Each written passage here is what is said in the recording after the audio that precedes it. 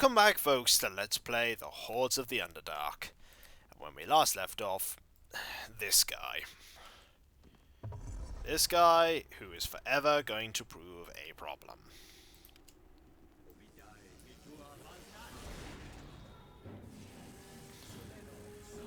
Sub-Commander, Globe of Invulnerability. That's fine.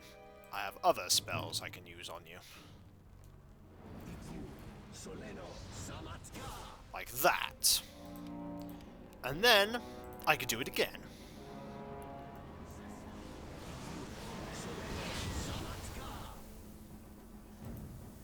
Let's get out of this mess about this area. I think I see Tommy's body.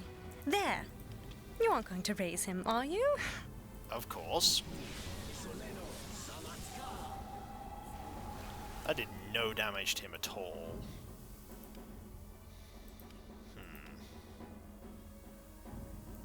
What else can I use on him? Hammer of the Gods, perhaps? Ah!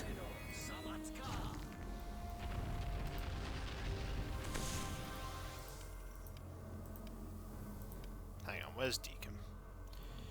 Deacon needs heal cast on him. Have heal. Now let's just hit him. Ow, ow, ow. That hurt.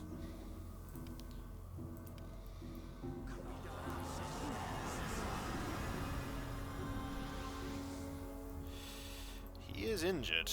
The only problem is I don't really have a lot to hurt him with anymore. Use destruction on him. Oh, that hurt! Sort of like your regular spell duel, this.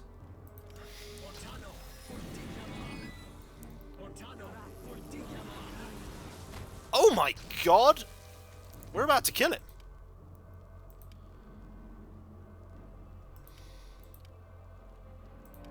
I think I should hit him. This is not the end. Got you. Got you. Come back, Deacon. Return to me. And I really think we should rest after that. That was hard. Turns out that just attacking him and hitting him was not the right strategy. The best strategy was spellcasting, which, as you remember, Barry can actually do. That meant I didn't have to hit him. That meant I didn't have to deal with that horrendous item, that whatever it is he had cast on him, that was awful and deadly. When I need to, I can change strategy. So what have we got? Oh my word, we have a lot. A ring, a scarab, a green chain, Drow Commander's key, a dagger, a helmet, and armor. And a drow chest. That's a lot. That has a gin bottle. Ooh, a genie. Can you identify my equipment, Deacon? That is mirrored. That was what was hurting me. That was what was hurting me. Mirrored armor. Oh, it's spell resistance. It's quite good, actually. It looks silly, though. Because it is padded armor. What are the other items he gave us? There was a helmet. Considered cheating by some wizards. It's a headband of intellect +6. Ooh. A scarab of protection +4. Improved saving throws universal. He had a ring on him as well. A commander's ring. +2 defection bonus. +2 universal saves. Knock once a day. +2 defection bonus. Well, we have found a replacement for this ring, for these two rings. In this one ring. It is better than both of them put together. Which is a really good thing. In a way, it's also a bit sad, but there's not a lot you can do about that. Oh well. Where's Tommy? You said his corpse was lying around somewhere. Where is his corpse? Tommy? Oh, there he is! One dead man. One dead man. So let us use the staff on him, shall we? Buddy, you look like you need to be brought back from the dead. Hello. The halfling blinks several times, stares at you with wide and incredulous eyes, and then looks around for several confused seconds before finally speaking. Well, I'll be a naked monkey's uncle. Did I die again? And I was just about to gut the bloody bastard too, wouldn't you know it? One of these days I'm gonna bloody well piss off them deaf gods for teasing them all the time. He looks at you and blinks again. Say, you look familiar. I should. You were with that group I talked to in the inn. Right, and you're that fellow who runs the inn, right? Starts with a D or something. No, my name is Barry. Oh, right, the famous one. Well, I guess there's a reason after all why everybody was whispering all excited that you were showing up. I guess I don't get much better than being saved by a professional, eh? Thanks a bunch. That was real swell of you. How did you end up here? How do you think I ended up here? First there was the running, then there was the stabbing. He rubs his chest absently. You sure there's no holes left still? I see you managed to find some of the folks we, kind of left behind. No hard feelings, eh? Alina and I were a bit preoccupied at the time. Yes, I remember. The running and the screaming. Aye, we were a bit overpowered, to say the least. It all just goes to prove you don't need to run very fast. You just need your mates who are slower than you are. I'll have to remember that. Hold still while I hobble you, runt. Funny that. Come to think of it, did you happen to find Linu while you were bouncing around here, maybe? No, I haven't found you. I found her. Why? Well, we got away from the drow who were chasing us, right? And we found some human slaves down here who were naturally begged for our help and such. Didn't really like the look of them, but Linu's little heart started bloody bleeding all over the place and she just had to help them get out somehow. So I came here. According to the slaves, the drow had some genie that could activate a portal the slaves were at and let them out. Doesn't matter to me none if it just leaves them be, though. What's this about a djinn? Them slaves said the drow had some bottle that summoned a djinn. Said it could open their portal to them. Why? Did you find anything? How did the drow catch you? Them elves got ears like you wouldn't believe. Hear a feather hitting the ground, they would. I suppose it didn't help none that I was trying to steal their jewellery while they were still wearing it. So where are these slaves you mentioned? There is some big chamber off in the eastern part of the dungeon. There's a portal, you see, which they would like to take them out of here if they got the djinn first. What are you going to do now? I was thinking I might just head back to the inn. Skulking around here is fun and all, but dying tends to take the wind out of me sails, you know what I mean? At any rate, don't let me keep you or nothing. I can find my own way out to the inn easy. See you there if you need anything from me, aye? Goodbye, Tommy. I know you're a pretty awesome character, but I don't need you. Also, there's a hobgoblin who's dead. Clearly this place used to be previously owned by orcs, and it has been completely ransacked by the drow and the durga, who wanted it for themselves. Oh! That's a lot of money. That's a lot of fun. Fair enough. Okay. Don't try and break it, Deacon. Follow me. Thanks, Sharwin. Ooh, a bow. A chalice. A rogue stone. This all looks pretty good. Deacon? What are they? Elven court bow. Golden chalice of Lathander. Well. It can be used light unlimited times a day. And a heating circle. I suppose it's something, isn't it? So, we are actually done in this area, with the exception of talking to the djinn. We should probably talk to the djinn. Mr. Djinn, where are you? Use. The bottle begins to shake and tremble in your grasp. A cloud of smoke billows forth, the mist coalescing into a figure of a powerfully built man. Damnable drow! Why must you keep...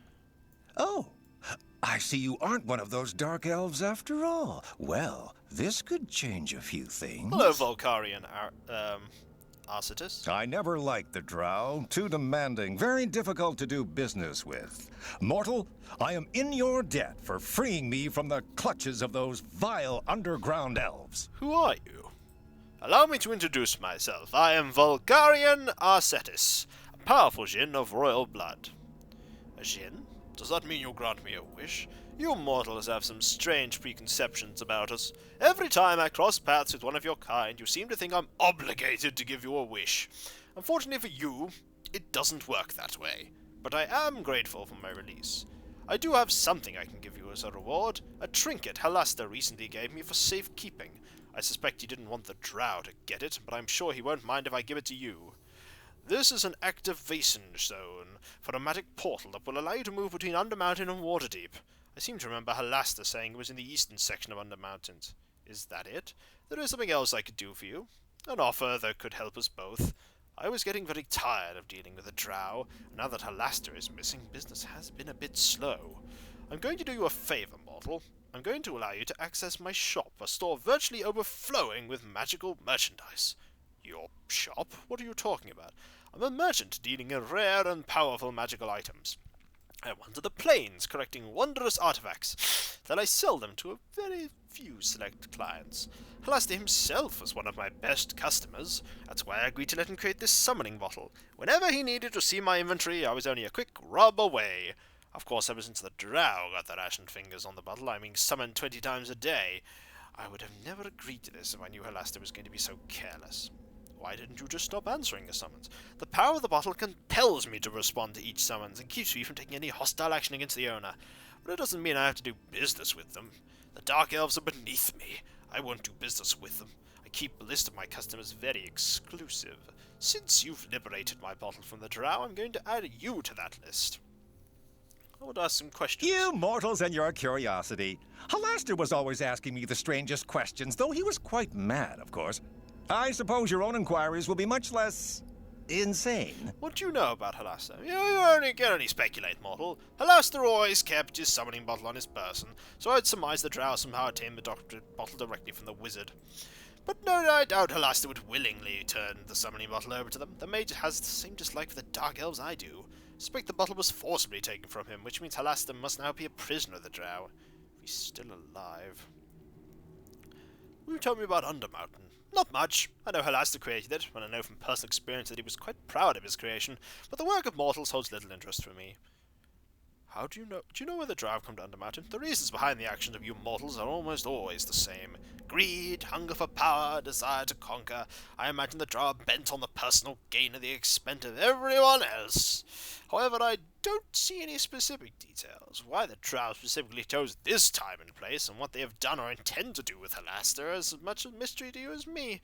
What do I know about you? Ha ha, of course you do, mortal. We djinn are the items of endless fascination. You're kind, aren't we? Very well, ask what you will. You said you are of royal blood? That may have been misleading, mortal.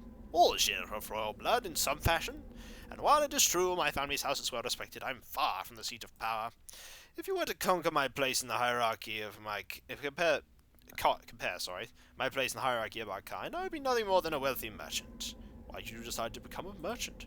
I've spent many centuries journeying through the plains, seeking my fortune, and in my travels I've come across many magic items. Items that my kind have little use for. Would you mortals find such items to be quite useful indeed? Rather than letting these items go to waste, I decided to sell them to those who need them. But you, of course, dealing with mortals is difficult. That is why I've chosen my customers with great care. A powerful archimage like Halaster is a worthy client, and a apprentice conjurer is not. Why run a store? What use does a djinn have for gold? Not the gold itself that I value, but what it represents.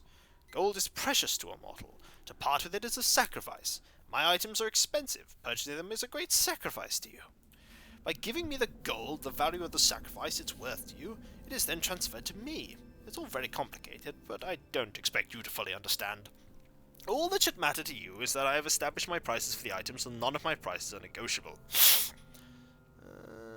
Of course! Just remember the rules. You can look, but you can't touch the merchandise until it's paid for. And my prices are non-negotiable. He does have an unfavorable view of us. That's a cool item. Weapons. He really doesn't have a lot of cool stuff, does he? Miscellaneous? Undead turning? Another Rod of Resurrection? Don't need that. Purple Dragon Ring. Immunity to poison. Stone Eater's Ring. Bone Ring. Ring of the Scholars. It's not bad. Bar of Mithril? That's fine.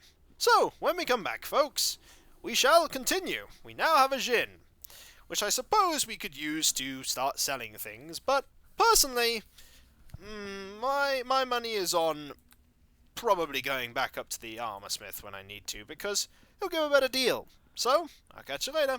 See you then. Later.